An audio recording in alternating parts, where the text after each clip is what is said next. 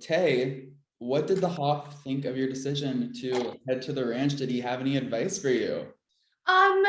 He basically just said, enjoy yourself, have fun, don't take it too seriously, meaning, if you can't do a job or something's just not working out for you, don't beat yourself up and, hopefully come back with seven new friends. It's a once in a lifetime opportunity. And really, he just wanted me to actually help the ranchers like get the ranch together. Because imagine, you have this beautiful ranch that everyone knows about that gets hit by COVID. It's important for us to really go there and try to really work as hard as we possibly can to help them reopen and reopen in a bigger, better way. Maybe something they didn't think about with marketing and getting a whole town there. So you'll see us kind of go through all that. But he was really excited for me. Definitely was weird because like the first like week, 2 weeks, we didn't have a phone. He's like, "Are you alive? What's going on? I just know you went to Colorado. What's happening?" So it was nice checking in, but yeah, he was stoked for me and thought it was an incredible opportunity. Now, you each come from legendary celebrity lineages. Tay, your dad is obviously the iconic David Hasselhoff, and Evie, your dad is the late and great Easy-E. How would you describe your upbringings, and what was it like growing up in the spotlight? I would say for me, I didn't know anything other than kind of that life, right? I think for me, I went to a school with a lot of kids that had parents that were directors or producers or in the entertainment business. So life was pretty normal. I think that for me, I did a lot of traveling with my dad. Like I went on his tours a lot. So I was around a lot of people and championing people. And that was kind of normal. I just knew that, daddy liked to sing and he liked to be, in musical theater and he liked to be on TV. And that was normal for me. It's just like anything, if your dad's a doctor or whatever it may be, that is what you know, right? So I can't really say, oh, it's this completely crazy life because I have nothing really to compare it to. I went to school too with a lot of like actors' kids, like basketball players' kids. Like it almost just seemed like that was normal. Like that was life. Like everybody kind of was a kid of somebody, like kind of where I grew up, being out in Calabasas and Woodland Hills. That's just kind of where a lot of celebrities had moved them. They were raising their children out there. So it was quite common. For me, my father raised me until he passed away, unfortunately, and I was a young child, but, I did have those years with him. And then even after he passed away, my mother was still a music manager and she managed a lot of huge hip hop artists. So I was still around in the business and around, the other people like Snoops and Dre's and DJ Quicks. Like I still grew up in the industry, even with my father being gone. How do you honor Eazy-E today as a 30-year-old woman? And did you feel his presence at all while roughing it on the ranch? I'm sure he would be so proud of you for just even rising up to the challenge. You know what? Without giving a spoiler, at one point in time, I thought there was some ghost in the cabin. I'm not gonna lie.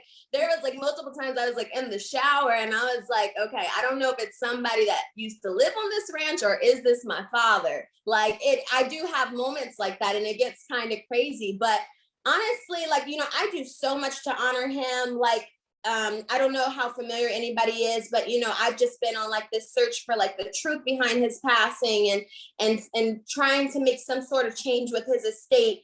And there's a lot of things even in this show. Hopefully, you're gonna learn about my story and things. But everything wasn't peaches and cream with my dad. There's still so much I have to fight for. I feel like there's still like a legacy that I have to uphold. We have got to talk about some of these chores that you guys were tasked with. I mean, starting with the dingleberries. What was the craziest job that you guys had to deal with while you were at Saddleback Ranch? We had a lot of crazy ones, and yeah, one he did, I don't think I've ever done before, or ever thought that I would do.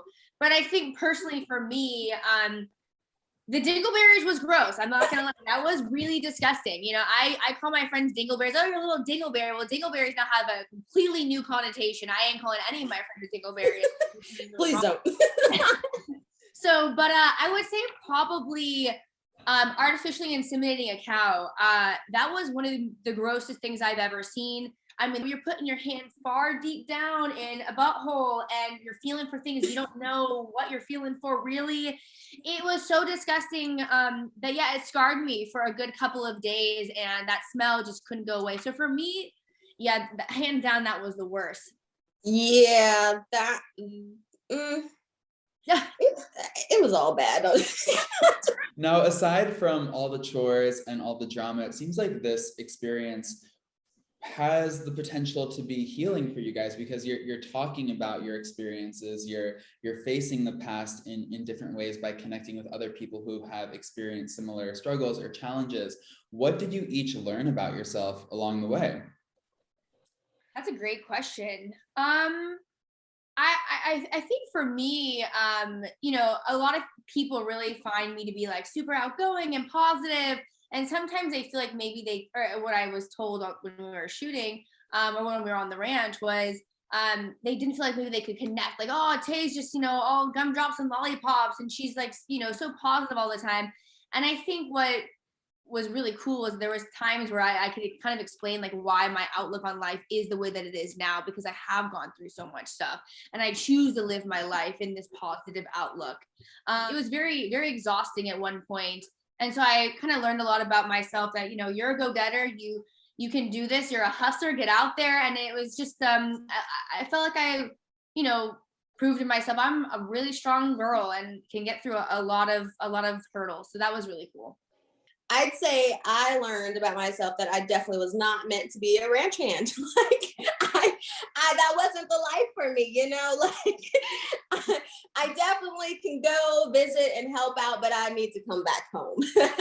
I'm a full-on LA girl. I think we're extremely strong. I think that we've been through so much more than people would ever even imagine, honestly. What do you think the biggest misconception is about celebrity kids? And do you hope that you're able to sort of prove people wrong with this show?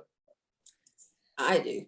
Yeah, I mean, absolutely. I mean, there's definitely a stigma, and you know, me and Eva were talking about this too. Is that when I grew up, I didn't really hang out with people that had celebrity parents. I just didn't really vibe with those types of people, and it was because the stigma seemed true. Like, you know, they kind of just used their parents' money and they went out all the time. They didn't really have a care for other people.